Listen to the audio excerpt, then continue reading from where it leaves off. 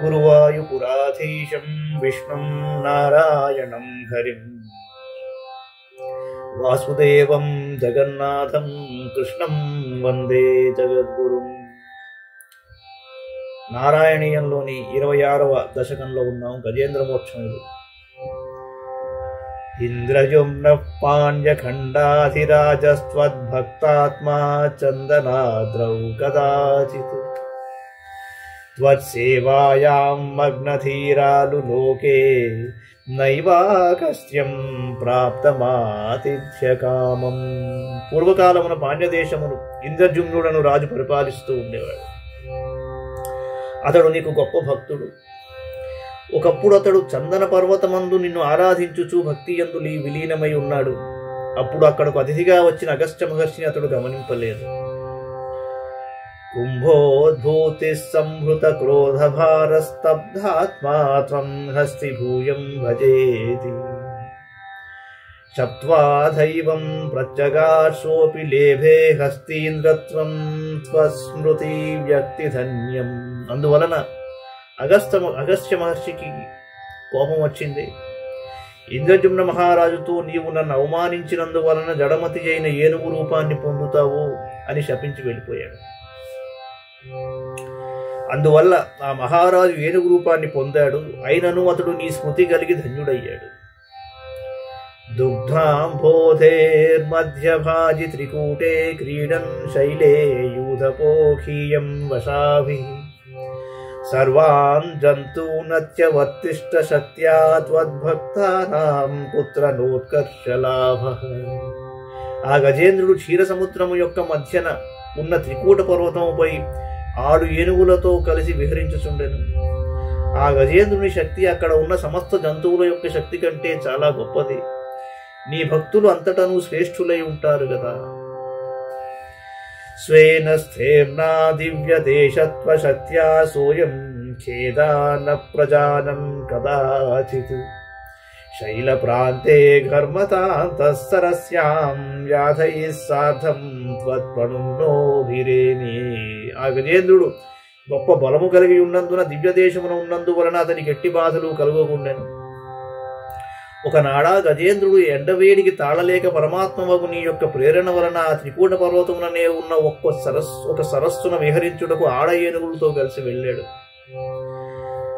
ఊస్తావద్దేవలస్యాపి శాపాద్గ్రాహీ భూతస్తజ్జలే వర్తమానః జగ్రాహైనం హస్తినం పాదదేశే శాంత్యర్థం హి శ్రాంతిదోషిస్వకానాం.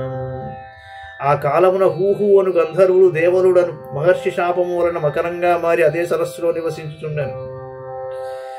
విహారార్థం ఆ సరస్సులోనికి దిగిన గజేంద్రుని పాదమును మొసలి గట్టిగా పట్టుకుంది. స్వామి, నీ భక్తులకు మేలు కూర్చుటకే వారికి నీవు కష్టములను కలిగించుచుందువు కదా. త్వత్సేవాయా వైభవా దుర్నిబోధం యుధ్యంతం తం వత్సరాణాం సహస్రం ప్రాప్తే కాలే త్వత్పదైకాగ్ర్యసిద్ధ్యై నక్రాక్రాంతం హస్తివర్యం యథాస్త్వం. గజేంద్రుడు పూర్వజన్మమున చేసిన నీ సేవ వలన ఎడతెగకుండా కొన్ని వేల సంవత్సరములు మకరముతో యుద్ధము చేయుచుండెను స్వామి. నీ చరణాబ్జ సేవ కలుగుచేయుటకే ఆ గజేంద్రుని ఈ విధంగా మకరక్రాంతునిగా చేశావు. ఆర్తివ్యక్త ప్రాక్త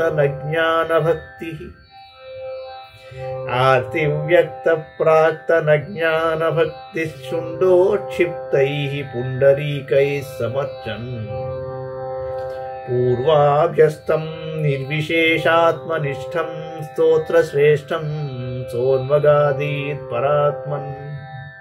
పరమాత్మ, ఆర్తికి లోనైన ఆ గజేంద్రునకు పూర్వ జన్మజ్ఞానము భక్తి తిరిగి కలిగినవి. అందువలన తొండము చేత తామర పుష్పములను నీకు సమర్పించుచు పరమాత్మవగు నిన్ను ఆరాధింపసాగాడు. పూర్వజన్మలో అభ్యసించిన నిర్గుణ బ్రహ్మకు సంబంధించిన స్తోత్రములతో నిన్ను స్తుతింపసాగాడు.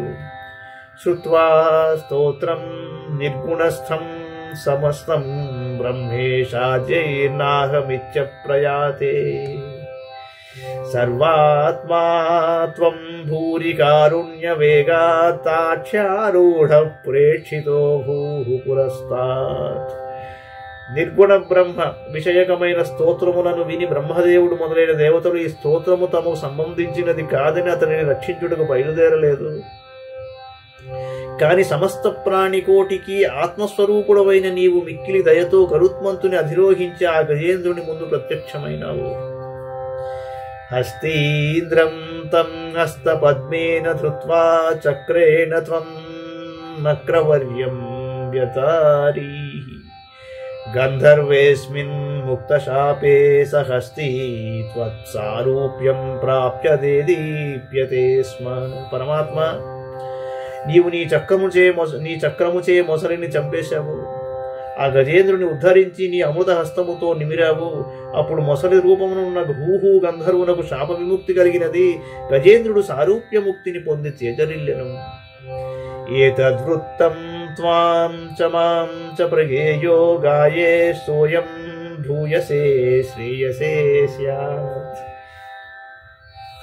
ఏతద్వృత్తం త్వాం చ మాం చ ప్రగేయో గాయే సోయం భూయసే శ్రేయసే స్యాత్. ఇత్యుక్త్వైనం తేన సార్ధం గతస్త్వం ధృష్ణ్యం విష్ణో పాహి వాతాలయేష. ఉషకాలమున లేచి నిన్ను నన్ను స్మరించుచు ఈ గజేంద్ర మోక్ష వృత్తాంతమును గానము చేసిన భక్తునకు మిగులు శ్రేయస్సు కలుగును అని ఆ గజేంద్రునితో పలికి నీవు అతనితో సహా వైకుంఠమునకు వెళ్ళావు. పవనపురాధీశ మహావిష్ణు, నన్ను కాపాడుము. మంగళం భగవాన్ విష్ణు, మంగళం గరుడధ్వజ, మంగళం పుండరీకాక్షో, మంగళాయతనో హరి. సర్వం శ్రీకృష్ణార్పణమస్తు.